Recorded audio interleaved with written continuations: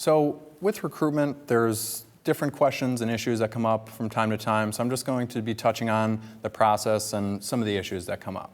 So the process for recruitment will begin, and this might vary from campus to campus in terms of the actual forms and what they call them, but the process will begin when notice comes to HR that you're looking to recruit for a new position.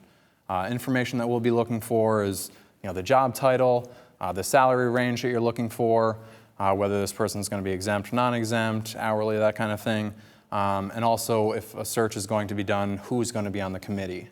That piece is key because, as with the RF, we always strive for diversity in our workforce, and I think diversity is a key point when you're selecting committee members. We certainly like to have a wide range of individuals on the committees so that they can provide different backgrounds and perspectives when conducting the search.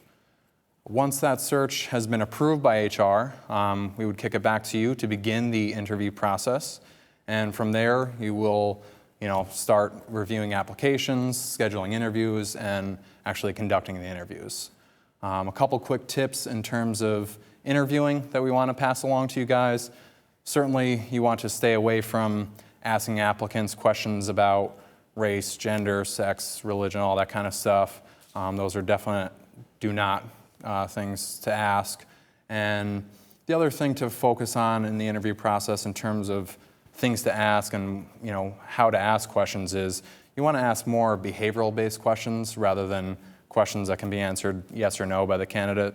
So for example, instead of saying, do you have knowledge of Excel, you would want to say something more along the lines of, tell me about a time when you used Excel to solve a work issue. So really get the candidates speaking about their background rather than just answering yes or no questions. From there, once you have selected the candidate that you want to make an offer to, there's several different things you'd want to do at that point, including reference checks. One of the keys with reference checks is that we're being consistent with how we do our reference checks. Certainly you wouldn't want to be checking references on certain candidates but not the other candidates, or from job to job not asking for references. So you want to be consistent both with when you're doing reference checks and also with the kind of questions that you're asking when you're calling those references. I know for my campus we have an actual reference checklist that we go through. That way we ensure that we're asking the same questions to all the different people that we reach out to in that regard. The other thing in terms of the process at that point, once you've made the offer to a candidate, is to make sure that the candidate is filling out all the necessary paperwork. So certainly the RF application is something that needs to be filled out. You'll want to make sure you have the applicant's application, cover letter, all that kind of stuff before you send everything along to HR for approval. One of the other things that comes along with that is the self-identification, and that can either be done electronically if you have a hiring management system. I know for my campus we use Interview Exchange, which houses that information, but if you don't have a system like that in place, you want to make sure that the candidates are filling out those forms to self-identify, and that's to identify whether they have veteran status, whether they have any disabilities that would, that we'd want to be aware of, or identifying themselves as, a specific national origin. So those are all things that would want to be completed and sent over to HR once you have the candidate in mind. Now, as I touched on before with the pool for the interview committee, diversity is also key when we're doing the recruitment process. As I said before, we always strive to have as diverse a workforce as possible. So that's just something to keep in mind when you're doing the interviews. You want to look at candidates who have different kinds of backgrounds, who can bring different aspects to the table in terms of our workforce, and maybe not just selecting the same kind of candidates that we've had in the past. Another question that gets brought up in terms of the recruitment process is nepotism. And nepotism, for those who aren't familiar, is showing favoritism towards someone, either a family member or someone you know personally. So with that, we're going to kick it back over to Marie, who has a question regarding nepotism. A supervisor recently shared with me that he was posting for a very specialized position and has not received many applicants with necessary skill set to do the work. He further advised that his nephew applied and has the appropriate degree and research experience to do the job. Does the Research Foundation nepotism policy prohibit him from hiring his nephew? Any advice I should give him? Certainly the Research Foundation policy on nepotism does not prevent you from hiring someone who is a family member of someone who works here. But the things you want to stay away from are having the individual at the RF be that person's supervisor, have that person be the one in charge of hiring, firing, or supervision. So what we like to do is set up a plan before the individual is hired, and just illustrating that, yes, we're bringing this person on, but this is who their supervisor is going to be. They're not going to have any supervision by the person at the campus that they're related to or they know personally. And Matt, that arm's length kind of not having the direct supervision provides some internal controls around it and really maybe affords a protection to the supervisor and the individual. Exactly. Right? Yep. And maybe there's employee relations issues that can also arise from that when you have family members, working in the department. Have you found that? Yes. I mean, certainly, the more distance you can have between the individual, the family member, and the individual, the better. Like I said, the direct supervision is where we kind of run into some issues there with, having the direct report. But, it's something there's policies around, and we want to stay away from the direct supervision. But certainly, there's nothing that would prevent you from hiring somebody that's a relative or a family member. And HR can help supervisors with that. Really Absolutely. go to HR with those issues, Yep. and they'll help manage it, which is key, really, around all of this. And we do have a robust policy on nepotism that you can refer to on the RF's website. We also have a document that talks about the management plan surrounding nepotism issues, and that's also out on the website. Great. So with that, I'm going to kick it over to Jerry, who's going to talk about the onboarding process. So this is after you've already selected the candidate who's going to be hired for the position. Now we're going to move into the onboarding phase. Thank you, Matt. Any successful organization has to focus on its people. This is especially true at the Research Foundation, where we employ over 15,000 people and new hires are joining our ranks every day. Onboarding is a critical process, turning a newly hired stranger into a fully contributing and knowledgeable employee. On the first day, the new hire should leave convinced they made a good decision to join the RF.